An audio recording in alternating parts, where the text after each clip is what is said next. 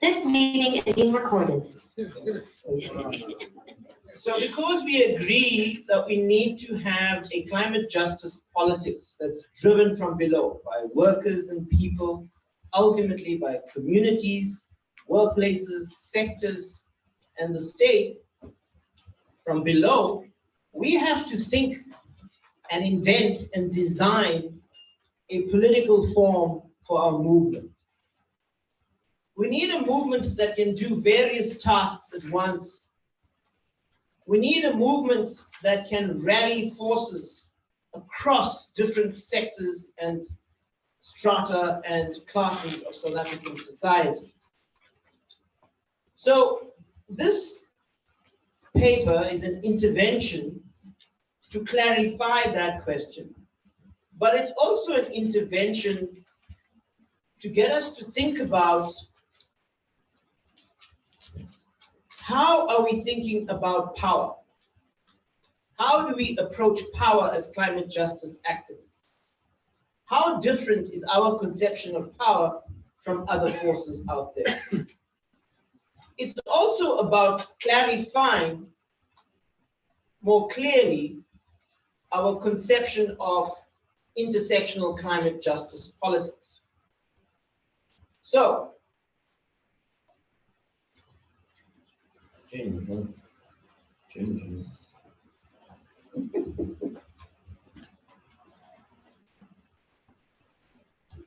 there's a spirit in the machine, comrade. I call forth the spirit. He doesn't answer.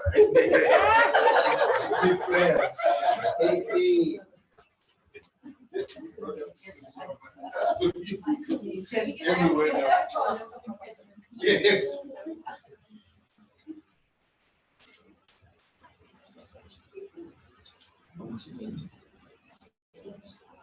Okay.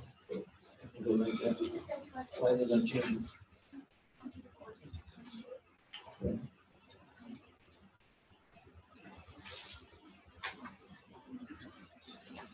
Okay, maybe I'll just move it aside. So, comrades, as we've been discussing, not all climate politics is transformative and about socio-ecological systems change.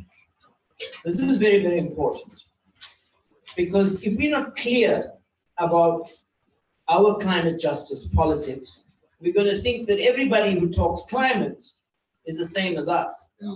And actually they're not. They are those who want to try and fix the climate problem within the system, so not tackle the root causes of the crisis. And they are those who just want to play with the climate issue because, well, it's an issue that cuts across society, it's a challenge to society, and so they want to win public support. So there's different degrees of commitment to climate politics. And I think it's important that we distinguish ourselves. The Climate Justice Charter movement is about the deep, just transition, and it's about socio-ecological system change. At the same time, progressive climate politics has tried to win over society using different interventions, disruptive tactics, and so on. And many of these interventions have also been informed by historical approaches to environmental justice politics, etc. But the fact of the matter is, with all the good work on the streets, in the courts, etc., we are not displacing the carbon lock-ins in South Africa. So yes, there are some gains in this larger struggle, but really not enough for us to confidently say, let's all go home and get on with our lives. That's not what's happening, okay? So we are constantly on the defensive, and we don't have the initiative to shape the direction of the country around the climate problem.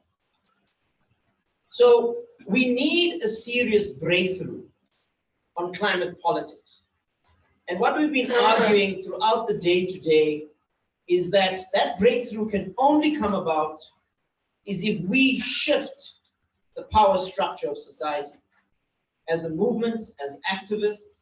We move the power structure in communities because that's where power lies. We move the power structure in workplaces because that's where power lies. We move it in sectors and we move it in the state. And that's how we accelerate and deepen the just transition. So this is a politics that is about giving substance and content to the deep and accelerated just transition. It's us constructing that transition from below. The other point to make is that none of the political parties in this country are serious about the general crises of socio-ecological reproduction, whether it be hunger, whether it be water crises, etc. And most of all, they clearly not taking on board the urgencies of climate science, knowing now that we have lost the battle for 1.5, and we are going to be at 3 degrees warming within the next decade, with extreme climate risks, dangerous climate risks. So we do not have political forces inside the state, institutional forces that take these crisis dynamics and tendencies seriously. And so we have a crisis of leadership. I think our activism around the charter, taking it to parliament twice, led by many of you in this room, has proven that. They don't care. This is not a priority. They are not interested, etc. The other important point to make, comrades, about this document, and I started off by saying it, we have to think about what kind of movement are we building? We need to have a movement that has to rise to some very, very special challenges and tasks. And to be honest, from my own understanding of the history of left politics and so on, we face some very unique and difficult challenges. So the movement we have to build is actually very unique. And already, from our previous discussion papers, you can see that we want to walk on different strategic legs.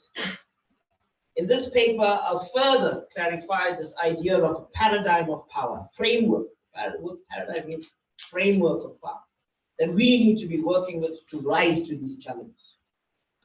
This is a uniquely South African thing that we're inventing, by the way.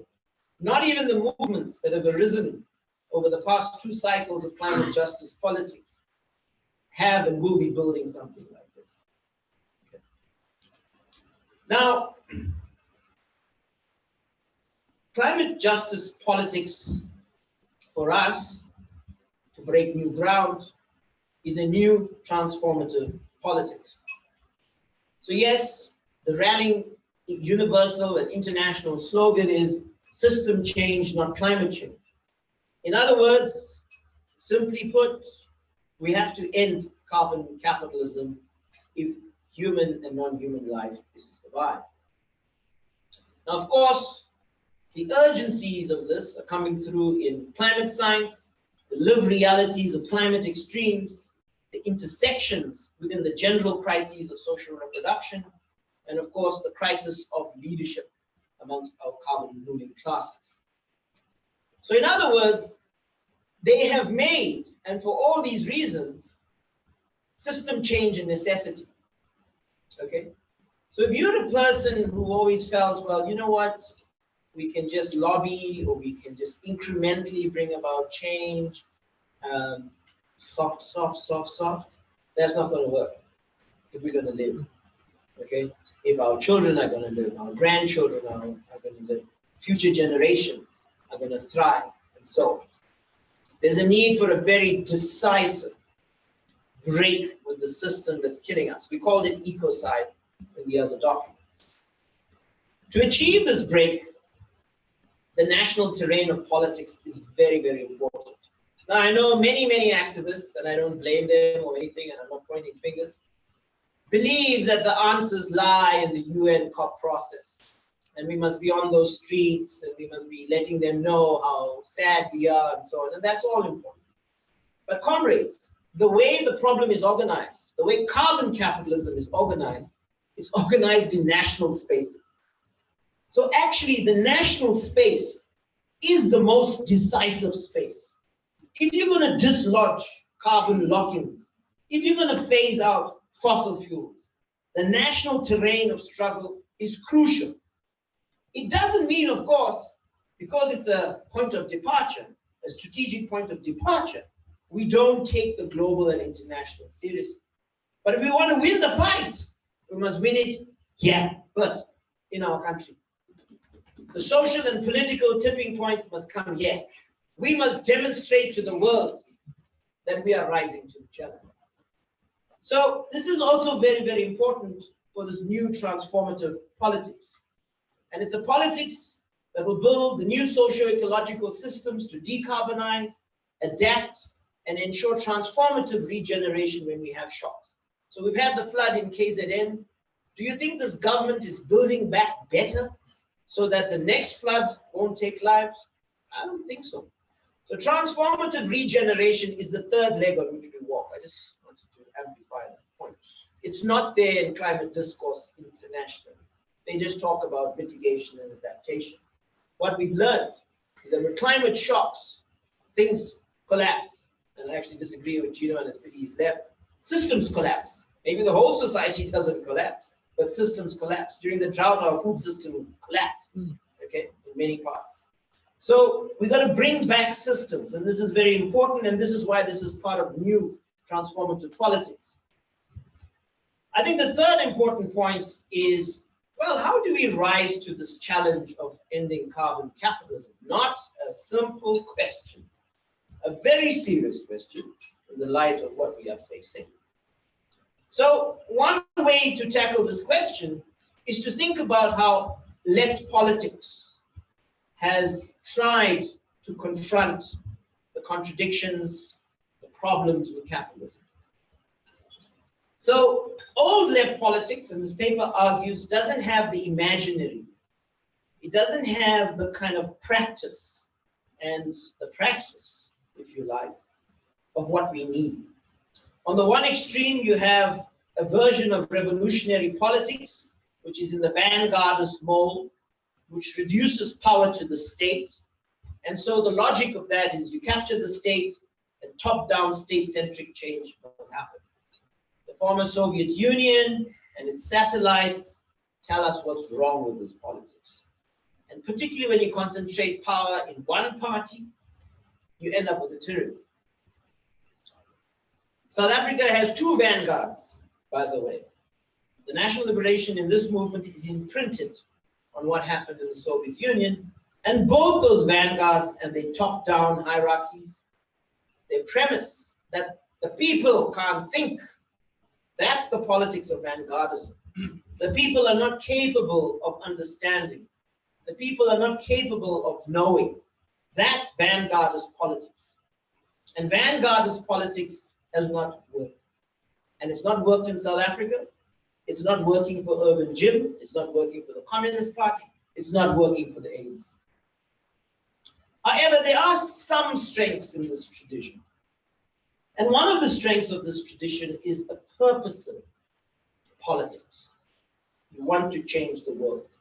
Okay? You want to build collectives to do that. And that's valuable to learn. Okay?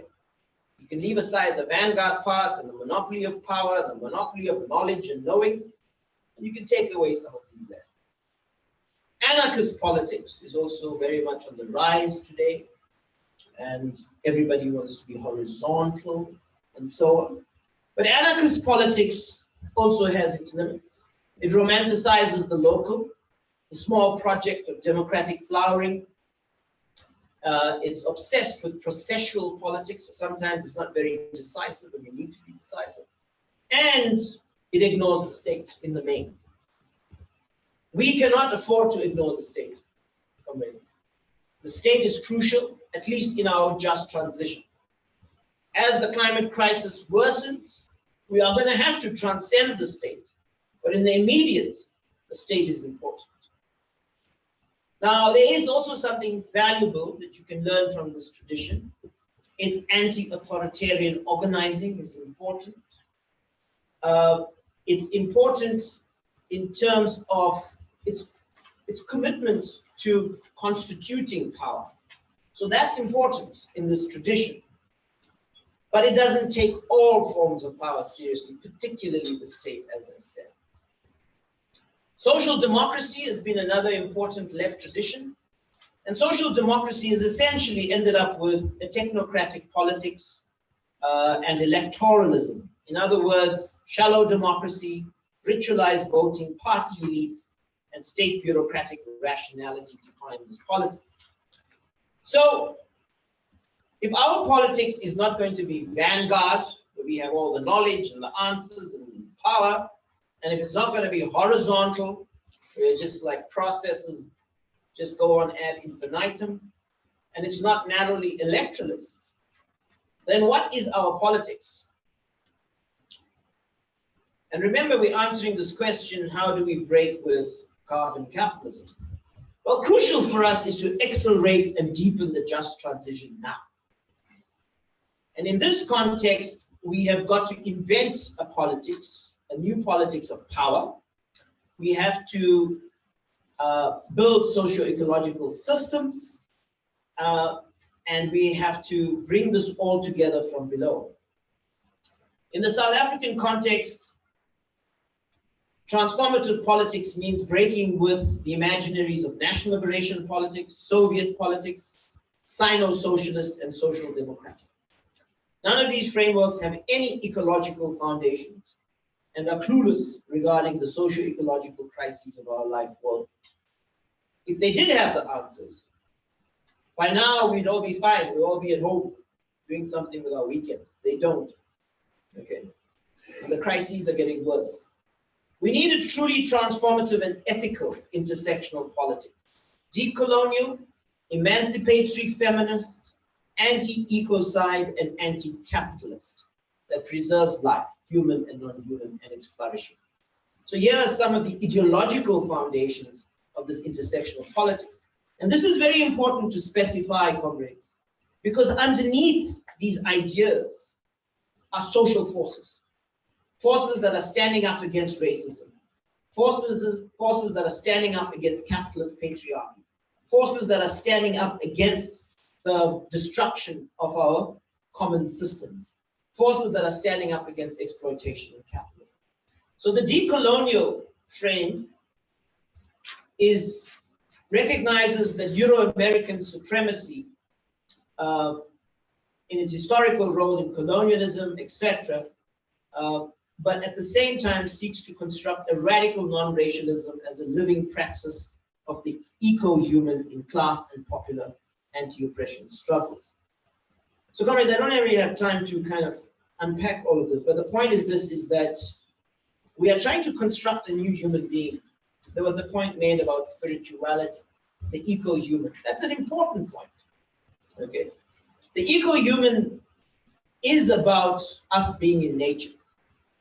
And this is very, very important because colonialism erased other ways of being human. It only gave us one way of being human, okay? From the Renaissance man to Homo economicus today, okay? We must consume, we must work, we must die in the marketplace, okay? The conception of the human that we need to refine is the one that is part of nature. And that, comrades, is where we need decolonial thought. We need to go back to the ancients, point you're making about the oceans, etc. We need to bring back those traditions. Emancipatory feminism is very, very important. And these are grassroots feminisms that are fighting on different fronts amongst working class women, peasant women, indigenous women, permanently unemployed women. And these feminisms are very, very crucial to ground us. Anti-ecocide politics defends the commons. If you want to go back to nature as a human being, if you want to have a politics that takes nature seriously, the commons has to be at the center. The soil and land, the water, the biodiversity of forests and trees, animals and plants, issue of energy, creative labor. This is the natural commons. Everything we have is built on that. And those foundations are being destroyed. So anti-ecocide politics takes us back into nature directly. There's no sideways and byways, straight. It is anti-capitalist, comrades, because it's about placing the needs of people and nature above profit. So, the Climate Justice Project, and we've been talking about this, has to address the poly-crisis of capitalism. And so it's not just about the climate crisis, comrades. You know, you can walk around the society with the charter. You can walk into an informal settlement and you can present the charter and say, right, the charter says eco-housing, yeah, to meet the needs of that community. You can talk about climate jobs to meet the needs of that community. You can talk about a universal basic income or clean energy public transport. It will resonate with that community because that's what those communities need. They want food and food sovereignty. So the point about this, comrades, is that the charter speaks to this crisis on all its aspects. So how do we understand power? In the South African context, the transformative politics, no, I went beyond that, sorry. So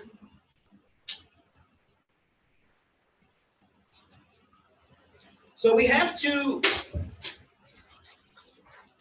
do several things, comrades. We have to present an alternative conception of how the economy should work, of how the state and civil society should relate, and we have to have our transformative theory. This is very, very important for our climate justice project. I've spoken about the pluri-vision, so I'm not going to spend a lot of time on that, except to say that it's important for us to ensure that this vision is a living vision as part of accelerating and deepening the just transition and addressing the climate emergency. And we have to bring commons thinking and commons practices into every level of the just transition. In our communities, in our workplaces, provincial, national, international. This is very, very important. Now, democratic systemic reforms are a means to democratically defend and utilize the commons as part of the deep just transition and climate justice project. And this is very, very important because this is part of the new transformative politics. Nobody in other climate justice movements are talking about democratic systemic reforms. We are. Because democratic systemic reforms strengthen democracy. They ensure that we tackle the core problems, changing the systems. And they are reforms in the sense that they do bring about substantial change. And they do it in a way that doesn't unravel society. They bring down the system. Yes, that was a very important point made. They bring down the system. But they don't bring it down in a way that ruins everyone and everything. It brings down the system in a way that ensures that all the people are carrying responsibility for this change and they want this change. So democratic systemic reforms, the commons, and systemic change are examples and expressions of democratic eco-socialism in practice. If we build clean energy public transport systems, if we build food sovereignty systems, if we democratize the water commons, this is democratic eco-socialism in practice. Now, democratic systemic reforms are based on a new paradigm of power, and transformative politics is based on a new paradigm of power. And these forms of power are necessary to accelerate and deepen the just transition. So there's structural power. So if we build local cooperative banks in our communities, all our local savings is in an institution that we control, not Nedbank, not Standard Bank, but our local cooperative bank. And with that cooperative bank, we can fund renewable energy. We can fund food sovereignty systems. That's structural power. When you build a food sovereignty system that feeds your community and you have solidarity markets, etc., that's systemic or structural power. Movement power is what we've been talking about. I'm not going to spend a lot of time on it, but it's building, it's accumulating forces, etc. Direct power is what we do in the streets, in our campaigns. Symbolic power is demonstrating the example of the alternative. And constitutional power is claiming our rights, the institutional supports that the Constitution provides, etc. So, if the Parliament adopted the Charter, that would have been an affirmation of our constitutional rights under Section 234 as citizens. It would have changed the nature of constitutionalism, because what the Charter would have done, if it was adopted by the Parliament, it would have greened our Constitution. It would have made our Constitution more ecological, by the way, particularly Section 24. So, forms of power are very important. To accelerate and deepen the just transition, we have the CJCM Vision. This has to be grounded in translating the CJC into policies. It has to be grounded in grassroots organizing and tools for deep just transition pathways in communities, workplaces, sectors, and the state. Now, comrades, a lot of this is repetitive, but we want you to take away the message that the power lies with you to confront the climate crisis, with your organization, with your community, with your workplace. What you do now will determine whether they survive. What you do now will determine whether they be harmed or not. And the tools are there for you to start building food sovereignty pathways, to start building even cooperative banking pathways, to start planning in your communities and developing plans, etc. So nothing's holding us back, comrades. But then again, as we go down this path, what are we building? What kind of movement are we building? And the idea here is to go beyond the idea of a movement and beyond the idea of a party, to build a people and worker-driven climate justice charter movement party. Now, this is a very strange idea. Movement party. Now, what does that mean? Well, it means, comrades, that we've got to address the crisis from below and above. We've got to be able to have a political instrument that can master all forms of power and ensure that we can change this country. This is the key. And none of the other movements in history have done this, and we have to try and do it. It's not a movement or a party, and again, learning from left experiences is very, very important. In the late 20th century in Brazil, the trade union movement threw up a workers' party, which ended up ruling Brazil, and they understood themselves as a party movement. But the problem with them is that they ended up leaving the people behind, the relationship with mass forces, and hence a right-wing shift happened. In Germany, the Left Party, after the collapse of the Berlin Wall, considered itself a connective party. But then again, it didn't keep its connection alive with the grassroots and with movements, and it ended up becoming electoralist and so on. The German Green Party, which was formed in the 80s, the first major Green Party in modern politics, again, it lost its connection to mass forces and it became electoralist. Okay, so we need to learn lessons from all of this for how we invent the climate justice charter movement as a political instrument. And so our argument is that we need to start thinking in terms of a new concept that places the movement at the center of everything, and the party is the add-on, if you know what I mean. It doesn't mean that you wouldn't function as a party on the terrain of the state, if that's where we're going to go. So if we contest elections, then yes, you'll orientate and you will work on that terrain, but it is a tactical intervention. Our center of gravity is what we are doing from below. So, comrades, to just finalize this point, this idea of a movement party. A movement party means that We are driven from below, people and workers. It's rooted in the logic of constituting power, the forms of power I mentioned. It's shaped by the aspirations of mass forces. It aggregates common interests. It ensures programmatic accountability. And it advances transformative practices in communities, workplaces, sectors, and the state.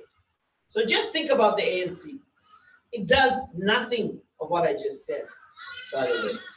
Just think, pause for a moment. Okay. The DA does nothing of what I just said. Okay. We are talking about a different kind of political creature.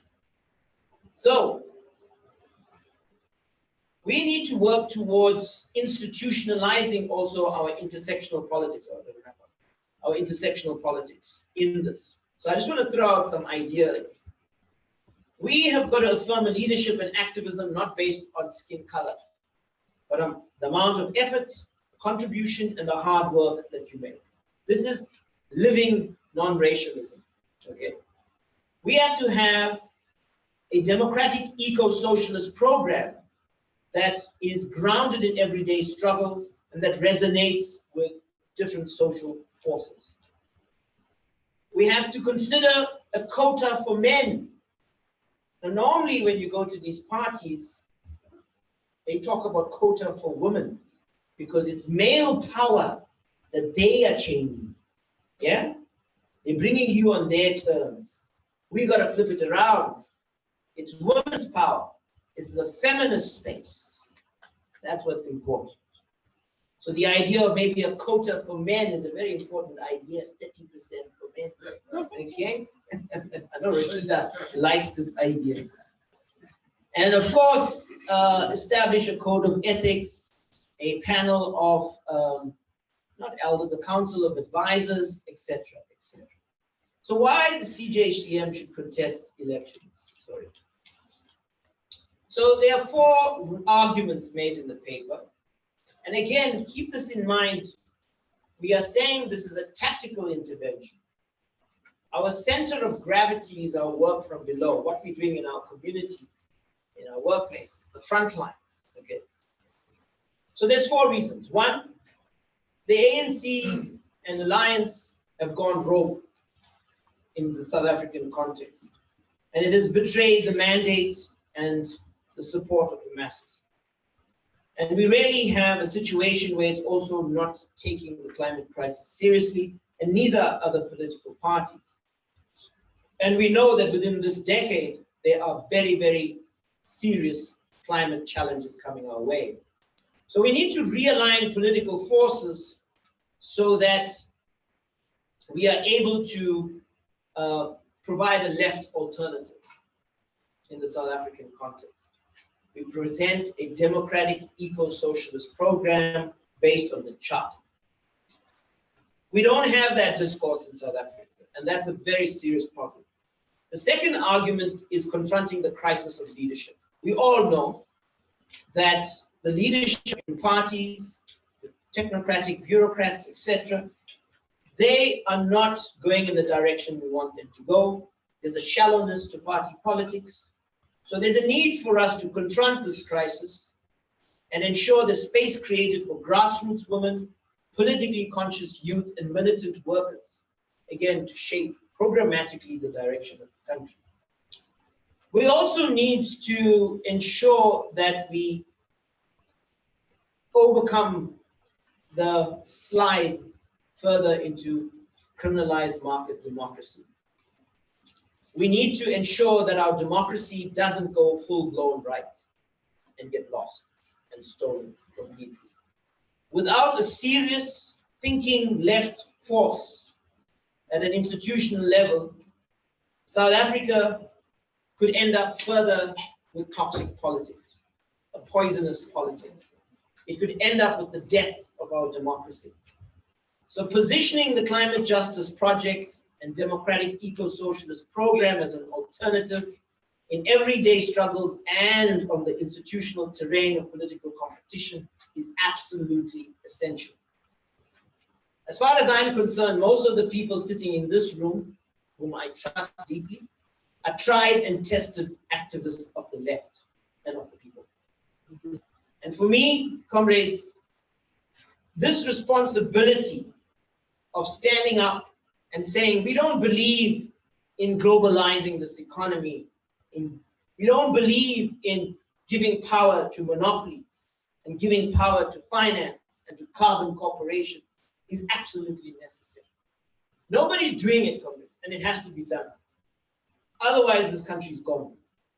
And then, of course, the last argument being made is that lobbying cannot solve the climate crisis. And we are living in a time of climate elections. Increasingly, there's an awareness in various countries on the planet, in the US, in Europe, in Latin America. The most recent election in Colombia threw up a left-wing president who basically has front and center the phase out of fossil fuels, renegotiating climate debt, etc., etc. Okay. And so climate is featured very prominently. In South Africa, we might wonder, well, where are the people? Because we always look at ourselves, oh, we're small and so on. Comrades, there's a major shift in South African society around climate politics. There's a major shift in terms of the lived reality of climate shocks. People have lived through a drought, the worst drought in the history of this country. People have lived through floods and tornadoes. The other argument here is that we've seen mass mobilization, and all of you have played a role in shifting society in your schools, when you brought the charter to your schools, when you've marched on streets, you shut down the DMRE campaign, the oceans not oil, very important. Thousands of coastal communities and activists and fisherfolk took to the street to say no to offshore fracking and oil and fracking, etc. We also have been able to shift the media, comrades, and we did a lot in that regard. We tried to occupy the Sunday Times office at the height of the drought. They kicked us out. We occupied the SANEF office. We occupied the Ombuds's office. And eventually we ended up in a dialogue.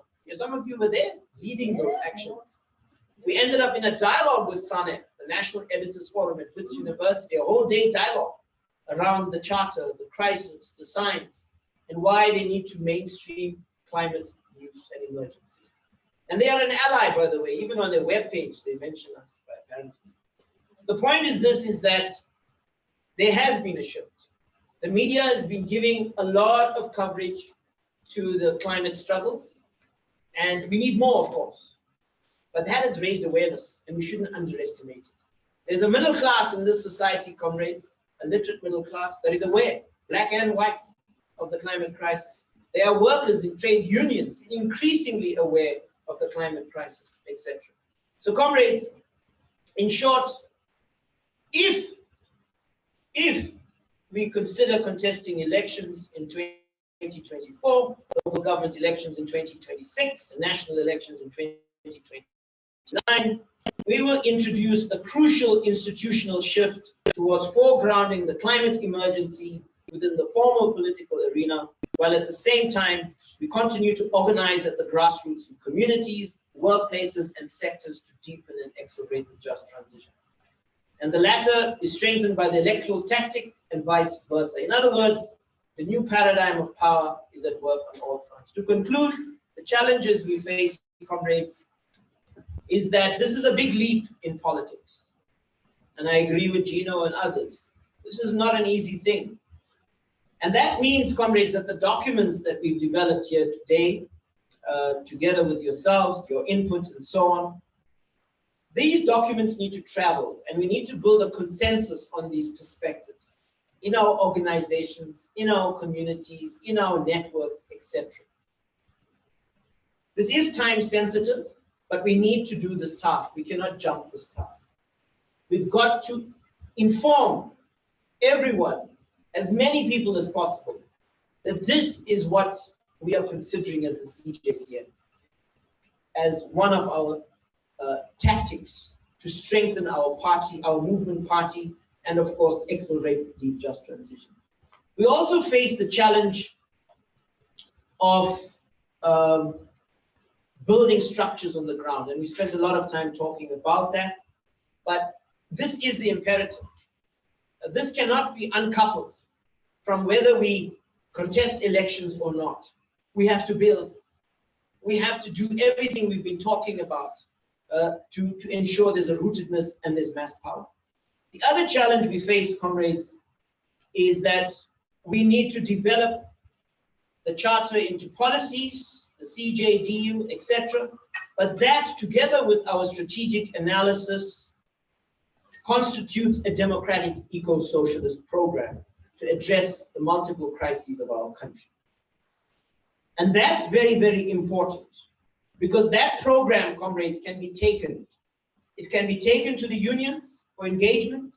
It can be taken to the other sections of the working class, the unemployed people's movements, the informal traders, the small-scale fishers, etc., etc. So in other words, comrades, we are not doing a politics here about individuals. We are not doing a politics here about celebrities. We are not doing a politics here about ambitious egos. We are doing a serious politics about solving the crises of this country. And we all agree the time is now.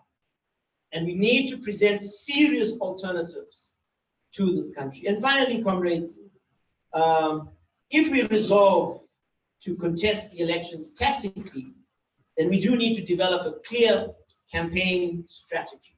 And of course, a fundraising approach in keeping with laws and which ensures full disclosure. Thank you.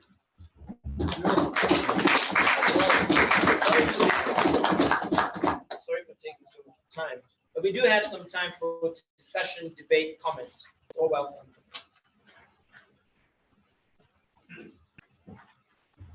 Patrick and then Charlie. So just about elections, local government, etc. I'm not necessarily against contesting elections. I think it depends on the area and should be tactically and strategically worthwhile. But we need to understand that there are over 3,000 local authorities, and if we're going to do what we're going to do, we really need to transform all of them, starting with the metros, but literally the entire country.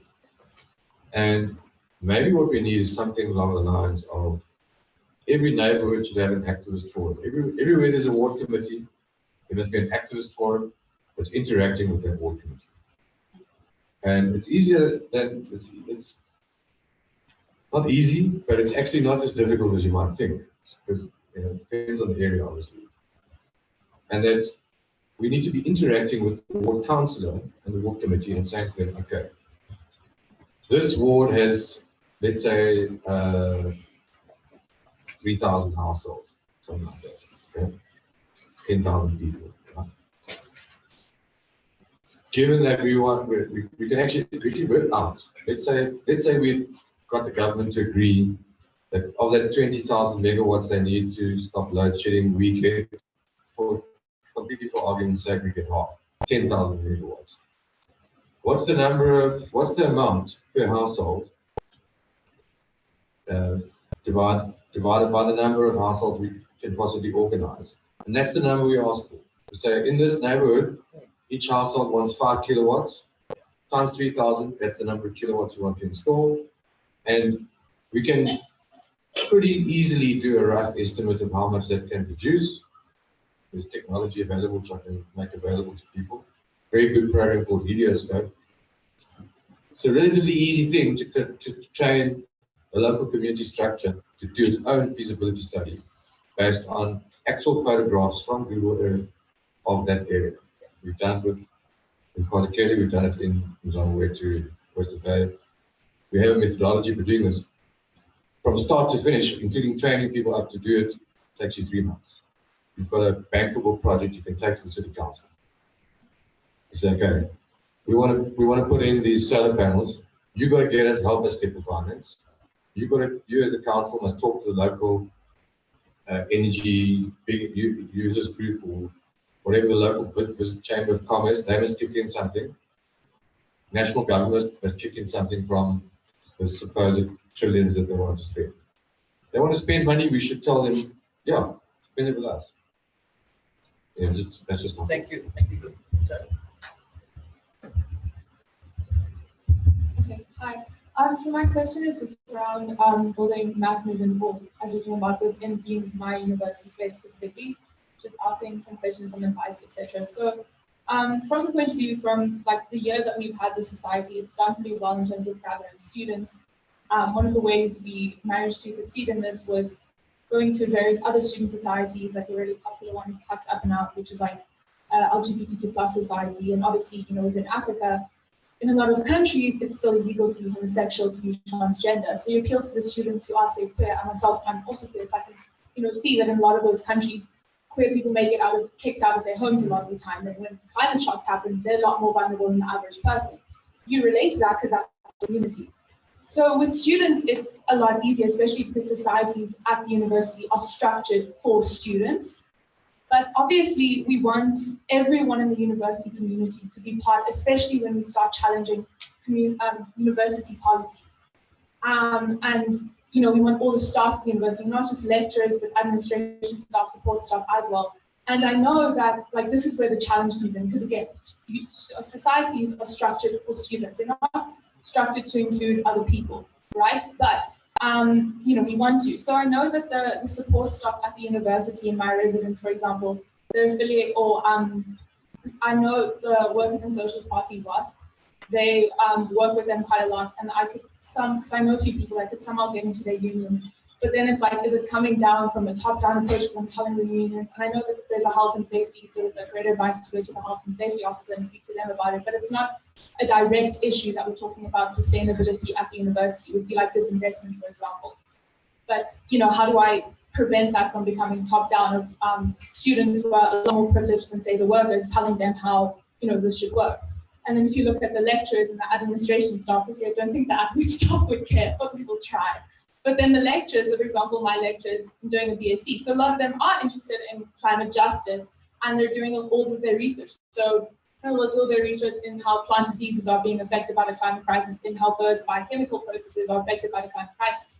So they understand it very deeply, but they're not directly involved or have a good understanding of climate justice. And I know this because they'll speak to us about like what they think the problem is or how to solve it, and it's very far removed.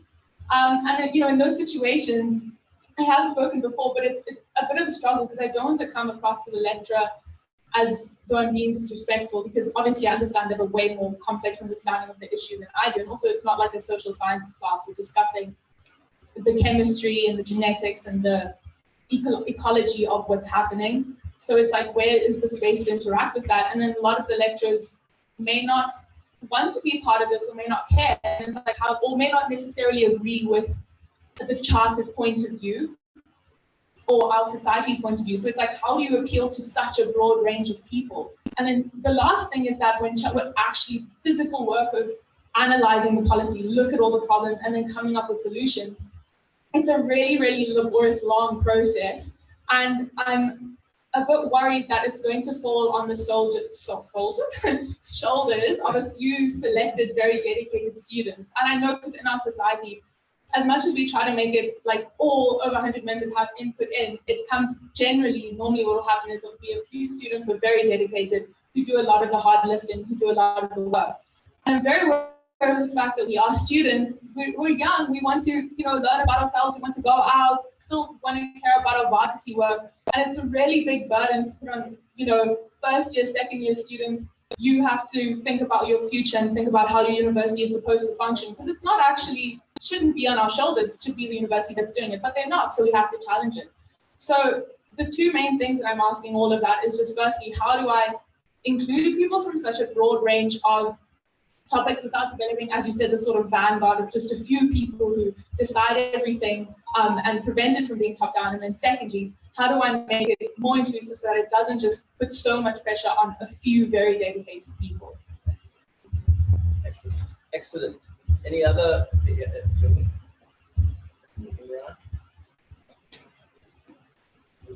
And that is the first one.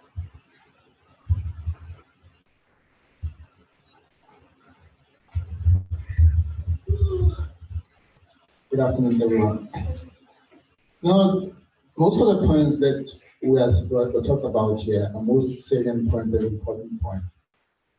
But there are certain issues I like to raise with that, because sometimes when we sit in these meetings, we tend to have a fairy tale approach to what we're doing as if what we're doing on the ground is not adequate. I started to promise that for us to get to that level where we're not talking numbers, because when I'm listening to Natalie, he's trying to ensure that he has an adequate mass movement. But that's not adequate in the sense that just have the quality people around you, then they'll cause the movement. Because if you ask for numbers, you're going to miss out on a whole lot of nuggets that you might be there. For me, the basic point of movement is what Tulani and if we're going to go to elections, let's start building that mess now by acquainting people with their issues so that when we get to the climate justice issue, they're already united. Because some of these communities, I mean, at some point in time in our first meeting, Imran alluded to that. That's why they were able to gather the support of the citizens in Elsis River. So that they have what is called a community on their ground. When you go to a meeting, I mean, people will be surprised. There's what called a municipal incentive grant for a ward councillor to do what he feels might be quite justified to uplift his ward, whether it's creating jobs for youth or for any function. But you are all going to be surprised that we once asked what councillors, just give us a map of your area, a map, just go as a map. They didn't have a clue. Because they were just elected, they didn't have a clue where your boundaries, where your ward starts, where your ward ends, how many households you have. They don't have that. They don't have that idea. We're assuming that we are dealing with people who are diligent in their work. They are not. So we need to assist them. When they go to community meetings for IDP, they become party meetings. That's why people don't go there. They become party meetings. So we need to take in cognizance of that we need to uproot the system as it's bottom because it's not in there. So if we want to build it, let's start building from there. Because we're assuming a lot that when you have meetings, the ward councillors know what they know, the ward committee knows what they know. At the greenhouse project, we have people who are elected as community, environmental ward members. They don't know what they do. They come say, what do I do in this portfolio? How are you elected if you don't know what to do as an environmental ward councillor? How do you get there? So I like us to look at the reality that we live here. So that we don't look at things from a, over-exaggerated point of view. Thank you. Thank you. Who's next? My ward councillor, when I asked her when is the IDP meeting, she said to me, you're studying again. What is IDP? Yeah. Don't hijack. What is IDP? Serious problem. Okay, so we're listening attentively to the proposal of a climate justice charter movement party. I don't want to sound skeptic, but the potential for pushback from the establishment, which is the political parties that's got the vested interest, might do more damage to what we're trying to achieve than actually contesting elections head on. That's just the point of view, is that if we go, there's room for a political party that speaks climate justice. I just don't think it needs to be us that's seen as the driver of it. We can inform the policies of such a party. We need. What I'm saying is that a party needs to be created outside of this forum in order for it to be effective without compromising the credibility of what we're doing as the climate justice champion. Because the moment we step into the political arena, and I'm speaking from experience, because I was the CEO of Al Jamaa in 2014, and we contested our second national elections. And immediately, my credibility was gone within the social movements and I worked in for a very long time. Because I then became a political animal instead of being a social justice activist. So I'm saying that the risk is real that the climate justice charter movement has the moral high ground right now in terms of speaking the necessary truth to power. But the moment we put on a political hat or political coat, we lose that credibility. But the need for a political actor in that space, because of the vacuum, that will identify. But I don't see the climate justice charter movement adding a party to that and in contesting that elections with Vishwas the party leader, and Charles as the delegate or something like that. That won't work. It's going to undermine the work that we've done over the past 10 years. So let's really look at that as there needs to be a grassroots political party, or the other alternative is our common here. We advocate for independence, and currently the changes to the electoral bill might just allow for independent candidates to stand at the national elections as well, and provincials. So independent candidates taking forward the climate justice charter as their driving and policy document. That might be the alternative, but not climate justice charter jumping into the political space directly. I don't see that as something that is really productive at this stage. It's only my view. Well, that's a good view. Thank you. Who's next?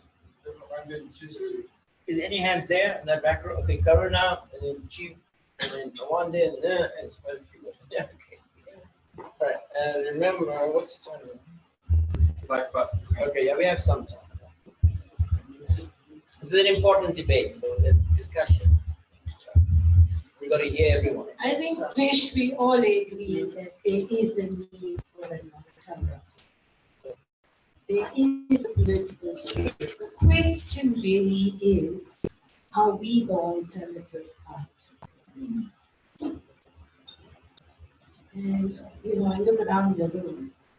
I'm not too sure that we have sufficient muscle that we'll be able to push things out. I like the idea that Ajit raised because it gives the movement something to do. It actually says practically, if we are saying something is wrong, and let's just take energy. We want clean energy. We practically showing people something. Remember, a lot of the people are very frustrated. So this is not like the 80s where you could go and talk to them and, we didn't know what the issues were, they didn't know where they could work out. And they supported things. Now people have had 30 years of seeing how horrible things can go. So we've got an uphill to actually go and get them to support. Now, that DDM that we were talking about, I think yesterday was earlier on, the district development model is not about just all of government. It's about all of society also, that nobody is left out. And so, we could actually do quite a bit by encouraging people in different places. We can do all of this by being a movement. We don't need to be a party to do this. And in fact, we should learn from the experiences that we observe at the ANC. Being a party and a movement, that's what they're trying to do. They actually, they use money from the state to actually buy their votes. So it becomes really problematic, and we've heard all about it in Zondo's relation. The big question, if you are going to be a party, is how will you distinguish yourself from other parties? Remember in the last local government election, A lot of parties came up, mushroomed up, they performed very badly. Equally in the national elections, we're becoming a joke internationally. And politics is becoming very frustrating for ordinary people. Not everybody is a political activist.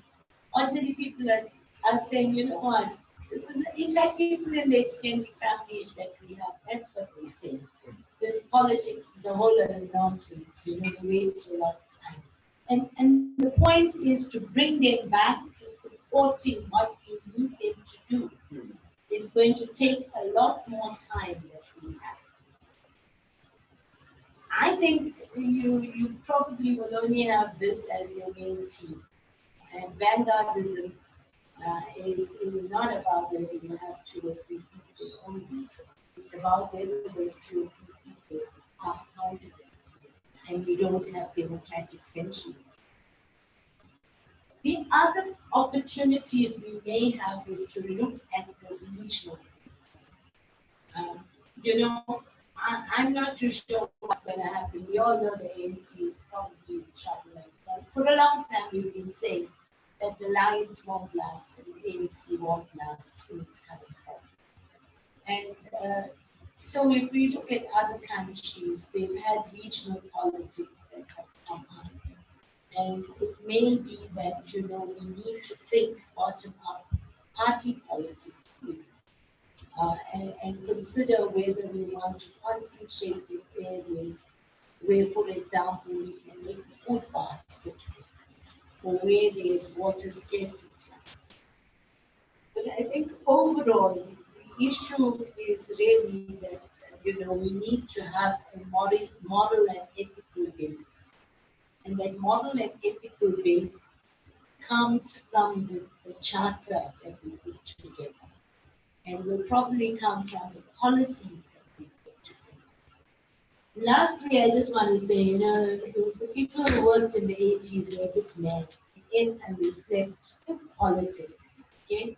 Vishwas used to come to my house at 1 o'clock in the morning and leave at 5 o'clock, wanting answers about why this was not happening right.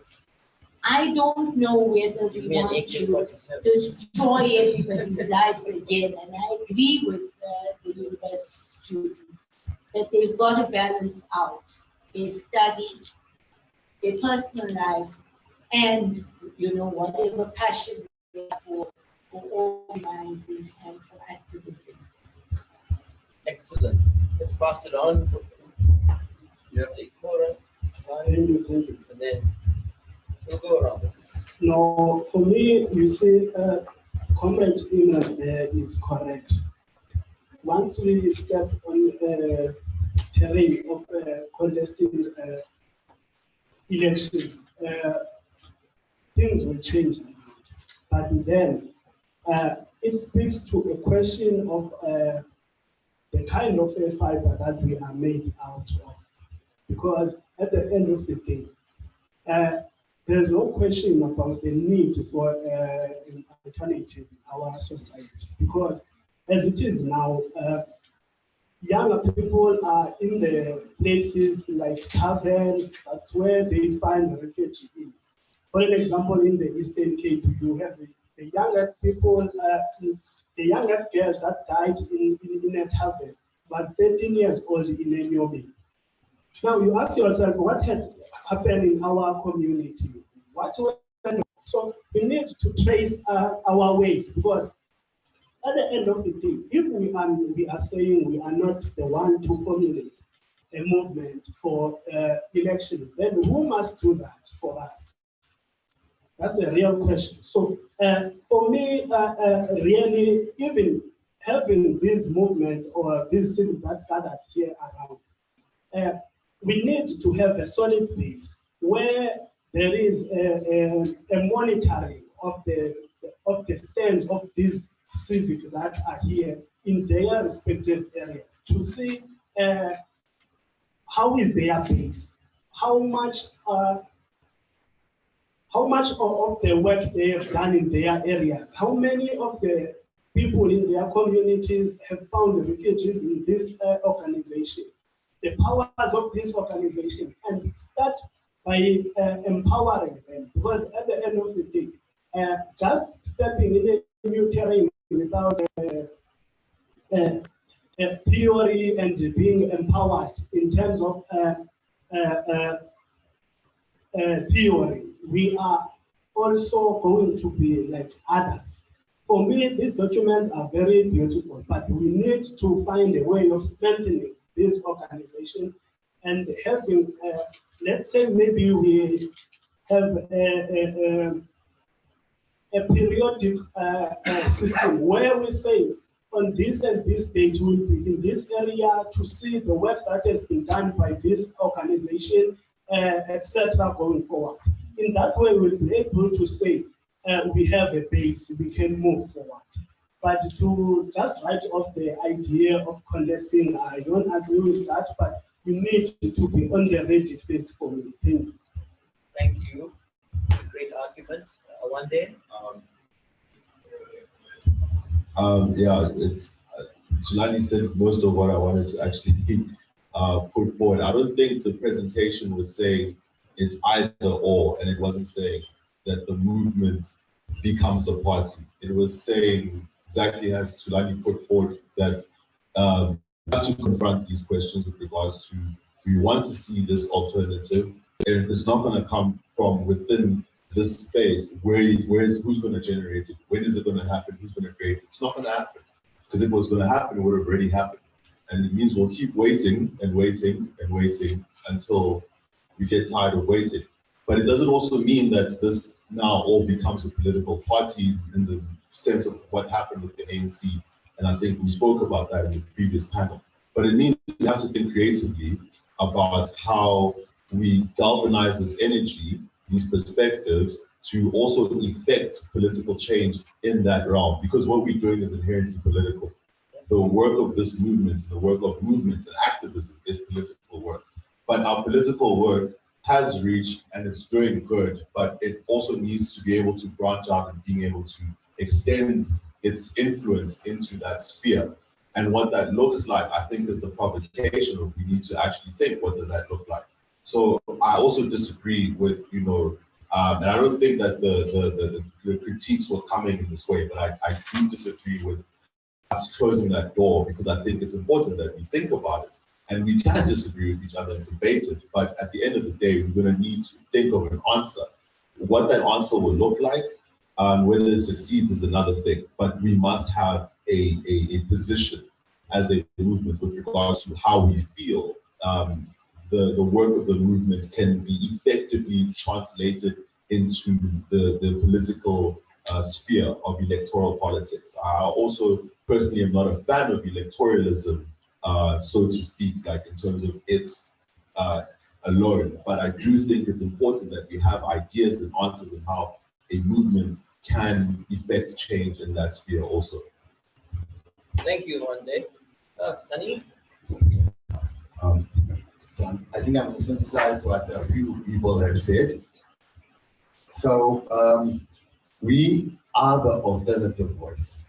The people in this room, the people on Zoom, our supporters, the ground, the grassroots people we have worked with, and the activists and the frontline communities. So we are the alternative voice. Doesn't mean we have to be the alternative party. Diametrically two different things. Our role, we should be building the forums, the platforms. We must be informing the policy. We must be empowering the communities, so that in the work that we do, naturally, it will create the conditions in the communities for those eco-leaders to percolate and to rise to the top and become the political leaders and the political candidates. So it's not us. Our job is to build this thing, right? That line from that movie, build it and they will come.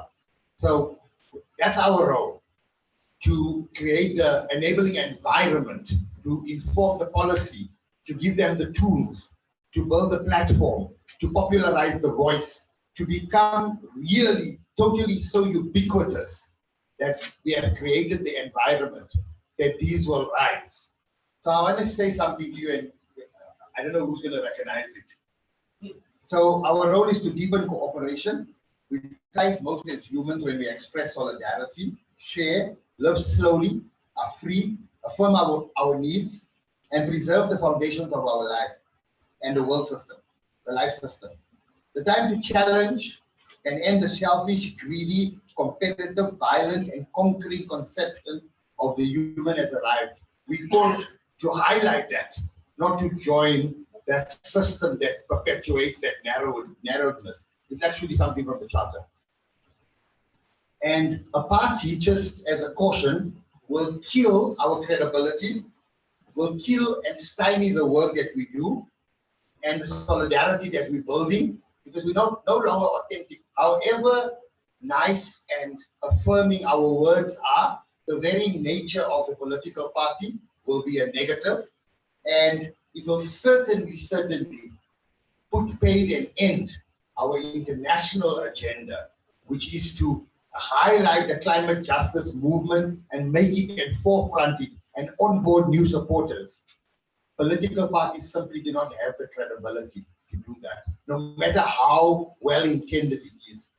The time is right, as we wrote in one of the Comrade Steve, who's not here now, wrote a paper on the formation of a left party. I wrote one of the first ones on is the moment right and should we be seizing it. I think it's the first idea or the second idea that we invited you. So the time is certainly right. In fact, that was about 2 or 3 years ago. Today, the time is absolutely perfect for the rise of we can call it the Green Party, we can call it an eco-socialist party, a left eco-socialist party, but the time is perfectly right. So our job is to find those leaders and make sure that the policies that they promote and the platforms that they need and the support that is going to be vital to their success, that can come from the work that we do. So while the CJM movement won't be a party, it doesn't mean that one of the future leaders of such a party, eco-socialist party or Green Party, is sitting in this room here today. And I see you, my wife will be here. Thank you. Move on. I just want to say that Farrell says she has her hand up. Okay. Okay. Move on. Who's next? Starting where's the stranger? Yeah, coming down there. Just step in here. Comrades, this is a very important discussion. It's not new, because in our case, this matter of us privately. No one can hear you. Yeah. This matter has not received a lot of attention, I think, by all of us, because it is a matter that is not central to what we were formed. In other words, the CJMC was not formed to be a political party in the future. It's not in our blueprint. And that is why it is a matter that is an exception rather than a rule. But when it comes to us, there's a manner in which it comes, even if it comes many of it has to be understood in the context that what we desire to do as a movement, as the climate change movement, as a systemic change movement, is that it must always be the defining point for us. That's what defines us, whether now or in the future. And I am saying now that when we talk about an alliance, which I think is what we are now, an alliance by its definition means that it is a combination of several independent parties that join you and believe in your ideas and in your vision, whilst they retain their identity, right? Now, what it means is that you need a consensus, not just here at this level, but the consensus must also come from each of the leaders and members of those organizations that make up the alliance. Now, when you look at, I think people have talked about readiness. Even that readiness itself is not just in numbers. You may have empirical evidence that says, yeah, we need to move forward, but it must be principled. And I'm going to say it now, even that readiness, the definition of readiness, whether it's scientific, whether it's quantitative, it must be people-driven. It must be people-determined. Now, if, for example, let's postulate, let us say we're going to move and into the elections, as we are, and everybody has agreed that, yeah, let's move forward. But the critical question is the structure itself, whether the structure will still remain dual. Dual in the sense that you will be in the political sphere of parliament, electioneerism, and so on and so on and so on. Right? But on the other hand, as Imran has said, you still have your own history, you are carrying your own weight, you are carrying your own heritage, there are vestiges of yourself that are still with you. And the question is, where must the weight lie in this dualism? Because you must still be a climate change activist. In the midst of all of this, you must still remain and not lose yourself in those politics. Because if you get 5 seats or 10 seats, it's immaterial. What is material is that what you sought to achieve, what you sought to your own purpose of existence must not be lost because of the fact that you are in parliament. So that what would you say is that those people that are in parliament that are wearing a CJMC colors would be saying to them, they must push our own ideas of making sure that justice, the climate justice is attained at a pace that we need.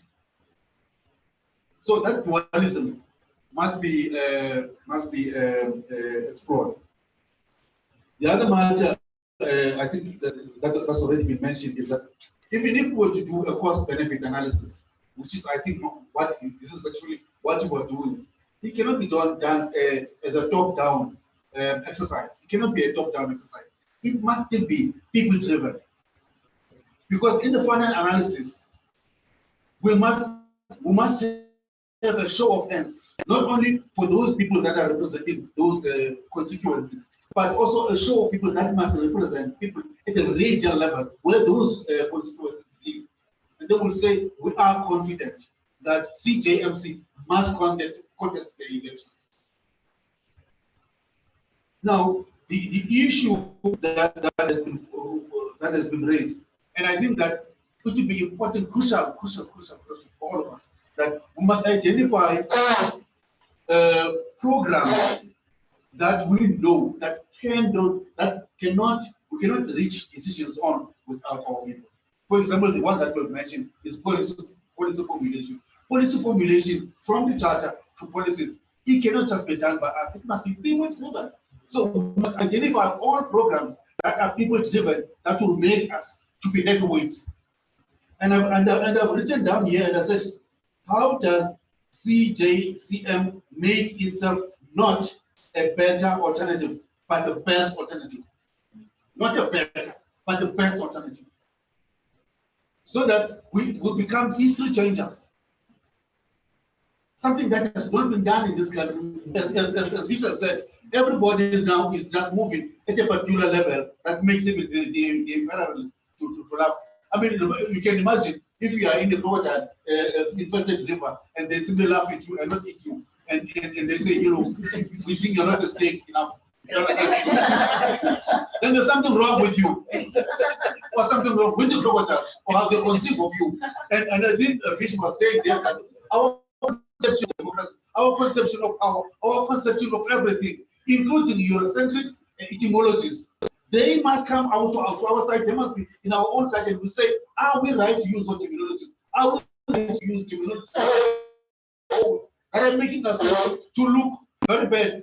We might say that we're right, but we're still deformed. You understand? Even mentally, even our own thinking. So we need to think about those things. It's very, very critical. Thank you. Thank you. It's And then we'll go online to burial, the last one. Then I'll just wrap up. So our experience in transition township is over the last, since 2015, when we formed the project. We could talk about it in terms of the political parties that are represented in our team. So we had community activists who, some were ANC, some were different factions of the ANC, Zuma, Cyril Ramaphosa, SACP, EFF. And at the beginning of the project, there was a lot of conflict, and you could see that they were actually undermining each other. So we pulled together and said, look, when you come into the university, you leave your political differences at the door. If you want to have politics, you can have it in the bar after work. But while you're on the project, you've got to focus on the project. We're not interested in whether you're EFF or SACP or ANC. And it worked. So that group are fast comrades for the rest of their lives because of the achievement that they managed to do. We took them through a process, they implemented the project, and we proved that we can actually, at that level, we can overcome certain political differences, which were profound, by the way. That people were getting angry and hostile to each other. It was really bad at one stage. That's internal to the project. Then it's in the local community, and again, it's not up to us to decide who the local councillor is. That's up to the people. It's not up to us to decide who in that ward votes for who or what ward. And we again said, we're not interested in your political background. We're interested in whether you want to contribute to the project. And again, that has a positive impact. And the third level is at the level of the city itself. We've been through 5 mayors so far: ANC, UDM, DA, and Till Beach. Nobody's against what we're saying. I mean, to be against what we're saying is almost absurd, because that people are wanting, and it's kind of how we frame it. You know, we're saying to them, look, your policy says this project does what it says on the tin. It's going to meet your objectives. And maybe that's kind of where we should be heading with this. We should be coming with a program that makes such sense that nobody can really be against it unless they're completely wrong. And they make themselves look like an idiot by being against it. And the idea is that it doesn't matter who you are. What matters is, are you prepared to put your shoulder to the wheel and help us to solve the crisis? Excellent. Shanaz and then Ferial. Very cheap at the back. Hello. I just want to add once again on the grassroots level. Everybody that is here for the past 2 days, we all now part of CJCM of Vishwas. Yeah, and over the years we've learned a lot. And I feel that some of us, we are organizations, some community, some organization on a different level. And we all have different missions or visions and different goals. But we are all speaking to each other. So from our point as a children's movement, since 2017, we have added the climate justice and environment protection of our natural resources to our projects. So since that time, we already started with action. On a daily basis, it became part of what we're doing. We developed a wonder cooking bag that are used to cook food in, and that is to save energy. Then we also manufactured a shopping bag of fabric so that you don't use plastic. And then the other thing we did, we established about 40 food gardens, and that was now part of security. Then we had community dialogues. Before we came here, we had a community dialogue where we already engaged with 30 organizations just on the Cape Flats. And that was also to raise awareness on climate change. That was before we came here. So I feel for all of us to make a difference and to reach a broader audience that I feel that we're doing at present, we've already made applications for climate justice awareness. I've submitted 5 so far. And even though we experience that funding is very low, but for the last 2 months, there is a big flow of calls on climate change. And I already spoke to 3 of them.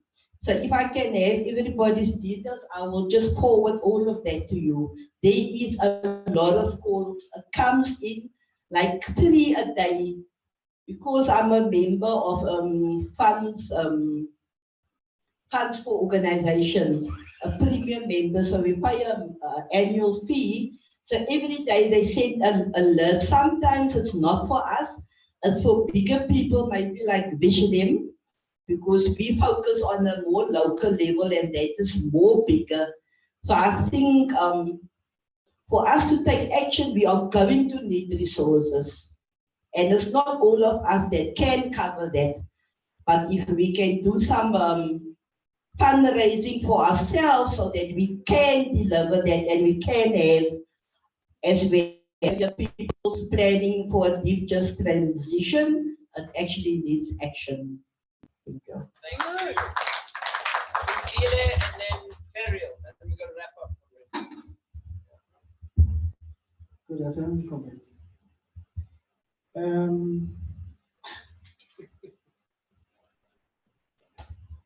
I think this is a powerful debate that needs all of us to look at it as it is and raise some question to each and everyone to answer that if now we come to a position of thinking of forming a political party in parallel to this or into this.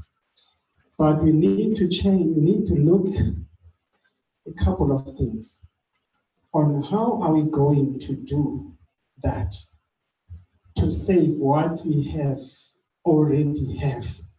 Let's not forget in the back of our minds that we have got a credibility that we have to protect, which is also our legacy, because we've been working for years pushing a particular agenda. Now, if we bring in this political party agenda, it's not going to have or bring a negative impact on what we have, or it's going to make whatever we think. Okay. Now, what I am going to suggest, we need to look at the alternative of enhancing what we're doing while we already holding the parallel agenda of formalizing a party in a run or in a future.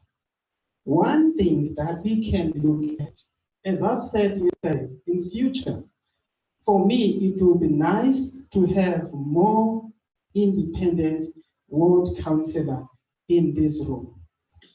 My thinking or the agenda that I have in the back of my mind is that if as COPEC or CJ, we go down and support or helping them, the independents to campaign, definitely at space we will be having space where we're helping the independent ward councillor to make the policies which are going to help to achieve the objectives or the mission or the goals and the things that are required by the community.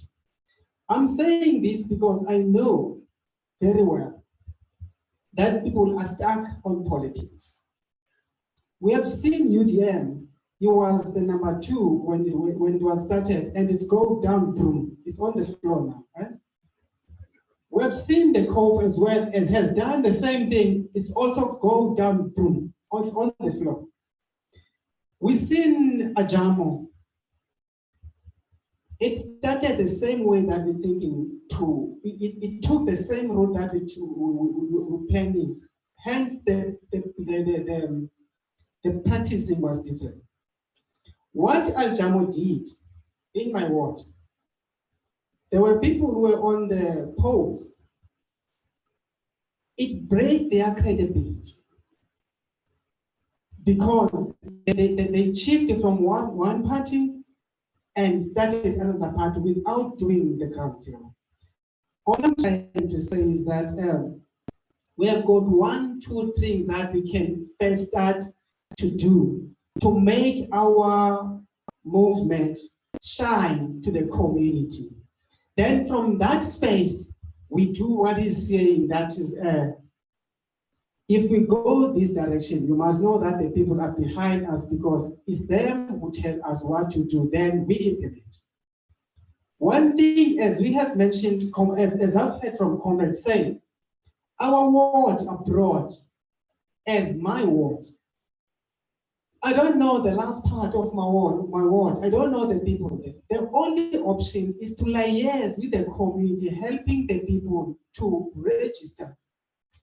Then by doing that, the ward can become a bit smaller because the ward, it depends on the number of the voters in that particular space. It's not determined by the villages. But if people from one village can register and vote, they can form a ward, then that ward can be manageable. If we help on that, then the community will know that is okay. CJ did help us in order to get such a small ward. Then we help again them to identify their own independence. Then we help their independence to make policies to develop their communities. Because our mission is to change the South Africa. Our mission is to make a difference and fill the gap because politics are going far from the voters now. But we need to always have the question of how do we help the community to change their community by themselves. Then we engage in that space. But in short, I would like to express that I can second the formulation of party, but not now because we need to check our map because COPEC has done a lot of job, but we need to know how far has COPEC has gone. Sept also has done a lot of job to change the community. All that work should be the studies that we bring forward and look at. Then we see how far we have gone. What do we do then? Not just deciding in this space and say, okay, we're formalizing a political party. I thank you. Final person. This is good. Thanks. Thanks, comrades. Can you hear me? Yes. Yeah, go ahead. I mean, I think a lot has been said. And if we had this debate, and Vish comrades from COPEC know that if we had the debate about 5 years ago, we would probably be saying, no, we should not be entertaining elections or politics or whatever. And I think since then, we left with no choice. And I actually think that when we think about contesting elections, there's a few things that we need to be very clear about. We need to change that system. The present electoral system is problematic. So we need to probably be involved, get involved, and give an alternative of how electoral politics needs to work, because the present one, it means just getting in there and then being co-opted by the power and the money that goes with it, and then things still don't get done on the ground. But also, comrades, just for working in water, and I've traveled like extensively over the last few weeks, we are in big trouble. And if we think that standing outside and being a CJCM is going to make a difference or change or stop this where we're heading, we are mistaken. We have to take back power. We have to give an alternative of what that means. And even if we win one, and I think one of the comrades said it, even if we win one, but let's show how at a local level, we can start those street committees again.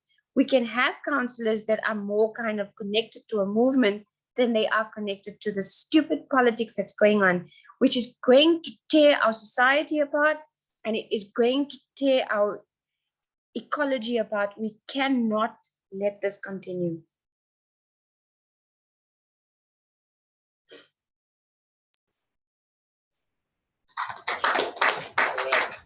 Comrades, we're going to wrap this up, and I just think it's important for us to appreciate, firstly, where this issue comes from and why it's featured in the document. Okay. So when we formed the South African Food Sovereignty Campaign, we launched it in 2015 and so on. In 2016, there was a local government election. And we assessed those political parties contesting the local government elections. We actually put out a document. And many of those parties, comrades, came short of everything we wanted. We did something similar in 2019. We did something similar again, I think, when the last local government elections happened. Some of this was published in the Daily Maverick, etc. Judging, and at least after the recent local government elections, the charter was the measure we used to judge all these parties. Do they stand for climate jobs? Do they stand for food sovereignty? Do they stand for clean energy public transport? None of them do. Okay. So that was the one kind of thread that informed this. The other thread that informed this was actually a left dialogue forum that COPAC has been convening for 4 years, with just individual activists, not like this. This is you representing your organizations, you coming from particular platforms and spaces and so on. And the reason we convened that dialogue was, again, to stand back from politics and to have a hard look at the crisis. What's happening in the world, what's happening in South Africa, and where do we go? From a standpoint of recognizing that progressive forces have been defeated. Okay, and defeated badly, and lost major ground. And this ground is moving further to the right. So that forum also started posing this question. I mean, where is a left alternative? Where does it fit into South African politics? The National Liberation left is in crisis, i.e. COSATU, the Communist Party. They're tearing themselves apart. The social movement left also hasn't been able to spawn a real alternative in this country. The intellectual left, well, there are a few between, and they're trying, but they're not leading a political project. So we do have a crisis of the left, but there's a need for the left. So that's the thread that comes and informs this. The third thread that informs this is our own introspection after we went to Parliament. We had an assembly, we developed a what next document. We invited many of you to come to that assembly. And again, 2024 featured in that thinking around, well, how do we make it a climate justice election? So this document is one way to answer that question. Okay. And so it's picking up on that kind of challenge. All right. So these are the kind of, I'm sorry, there's a fourth thread. And the fourth thread is many of you, or some of you anyway, close allies, adopted the charter, working with the charter and more in your community spaces, ended up contesting the elections, the local government elections. Okay. Ikora, Nani, Comrade Mzile, Comrade Devine, our beloved Comrade Devine from the Poverty Campaign. Tried and tested, all of you are tried and tested. You love your communities, you want things to work for them, and so on. And so I think that also informed, okay, if activists on the ground, rooted in communities, are making these choices, what do we do? Where do we stand? Okay. So I think that's these four sort of factors that inform this document. So I think it's important for you to just keep that all in mind. This is not coming from COPAC per se. It's coming from a set of sort of dynamics that has shaped this. The second point I want to make is that this document is inaugurating a debate, and we're not going to resolve the debate today. Okay, it's a healthy debate. It's a good debate, and it's happening in the right spirit. It's constructive. We're not personalizing things. We're trying to think, comrades. This is the most important thing, because we're up against a very, very serious challenge. The stakes are very high, comrades. I must say that to all of you. My partner knows I don't sleep sometimes at night. It's as bad as that. The moment I read all the climate science, it makes me sick. I must be honest with you. The stakes are very high. The stakes are very, very high. And we've got to think about ways in which we push back.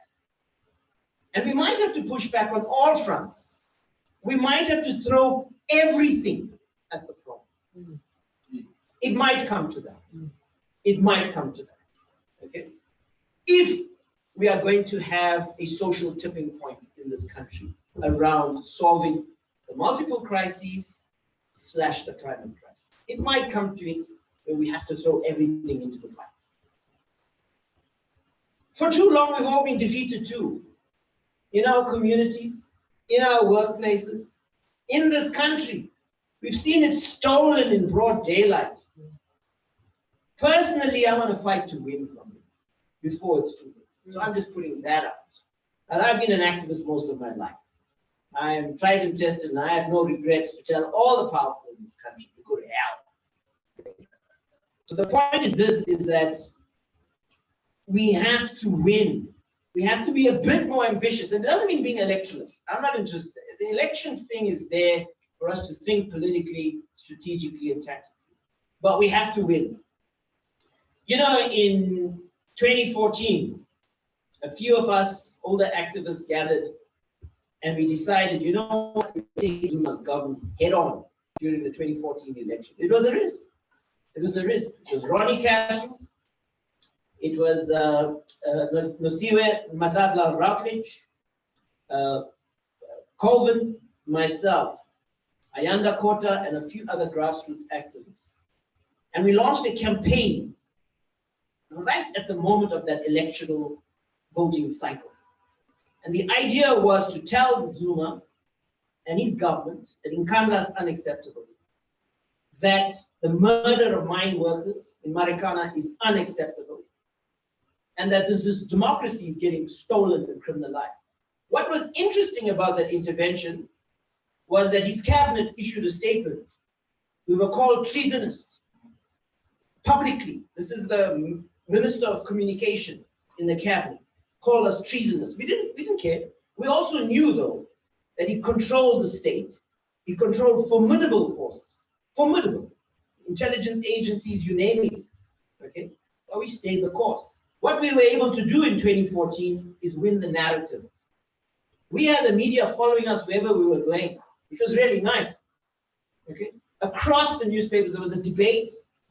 We became, in a sense, official opposition during the 2014 national elections campaign. And our campaign was about what? Pointing fingers directly at the powerful and saying you are wrong, wrong.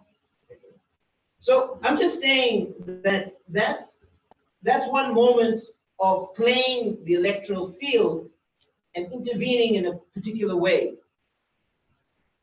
Now, I want to also say this. I don't vote anymore. I fought like many of you for this democracy, but I don't vote. Because there's no parties in this system that represents what I believe. None of these parties serve the people. Okay? So that is also a problem, comrades, because it does also threaten our democracy. It does, in a very, very serious way. Okay? The largest opposition party are those who don't vote. Yes. By the way, it's growing into millions of people. Okay, so we've got to factor all of this in as this debate unfolds. Okay, now, comrades, I also just want to say that there are some wonderful permutations coming out. Okay, there's the idea that let's build on the ground, build this movement, and that's the correct approach. Let's go back to the locals. Let's get organized. Let's build our rootedness. Let's take forward the deep just transition. Let's set up CJCM structures and members and so on. That's the correct approach, comrades. Whether we have this debate or not, we're going to have to do that. And we must continue doing that. Okay. I also think that this issue of local government, independent candidates and so on is a very interesting position that's been articulated. And it's correct, communities should elect their leaders to represent them. And I think the way we mature this conversation has to take that on board. And how do we work with those independents? How do we strengthen them, etc.? I think it's a very important position. I think the third important permutation that's coming out here is whether we have a party separately from the movement. Okay, let's keep that debate alive, and I'll just map out a process towards the tail end, because this debate must go down to the ground. It must go across the country. It must be engaged with, etc. Okay, and personally, and this document is arguing it, I don't believe that typical parties can rise to the challenge. Typical parties get swallowed up in parliament. Okay, you just have members, you have leaders, you have a campaign, and you go to sit in parliament if you get elected. Those parties do nothing.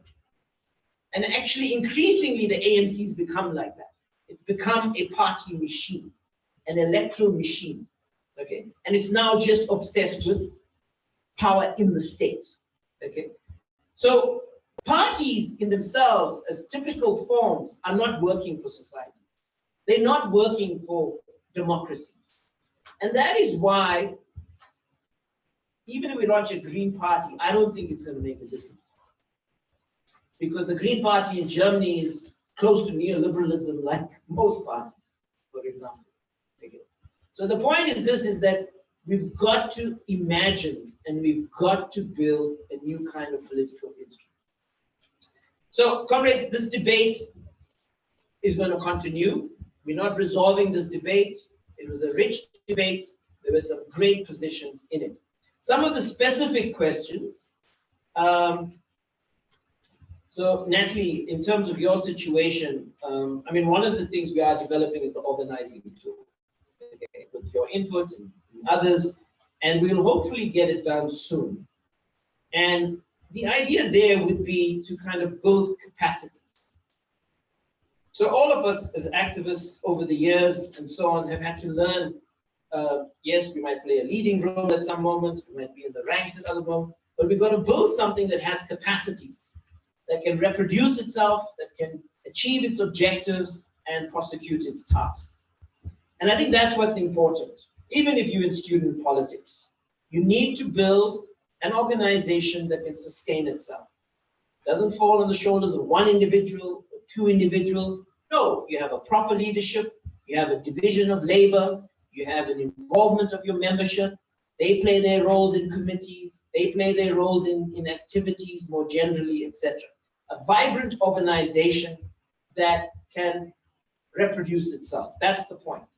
And I think the tool we're developing is for other formations as well. So whether you're in a civic organization, whether you're in a community, NGO, or whatever forum, the kind of organizing we need to do, comrades, must be self-sustaining. We must be able to walk on our own feet. We must also raise our money. Okay, and I think this is very, very important, to be independent. So organizing for self-reliance, organizing for your local independence, your capacity, I think that's key. Just related to this very quickly, is this. So the challenge around WITS, just to share parallel, in 2016, we gave them a petition, 8,000 signatures for a zero waste, zero hunger, zero carbon university. And we've pushed them with the charter, etc. And we've won some gains. We've got 2 food sovereignty centers at WITS, feeding thousands of students. We have now a deputy vice chancellor for climate, sustainability, and inequality. And the debates that we are having now at WITS is how do we change the research agenda, or rather strengthen the research agenda at WITS around climate. The second is around pedagogy. How do we mainstream the climate crisis into pedagogy and ecology and natural relations? And thirdly, institutional change. WITS spends almost 300 million rands per annum on carbon. Okay, that's where we get our energy from as a university.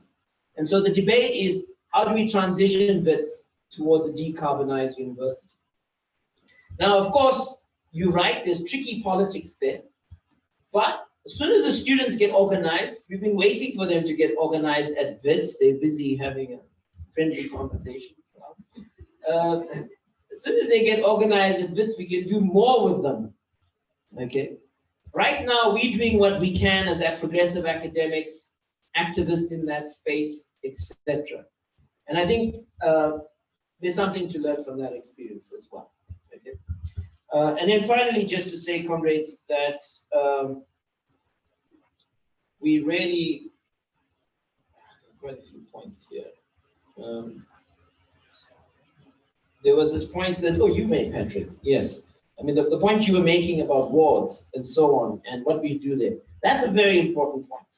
And it comes back again to that activist tool around local planning.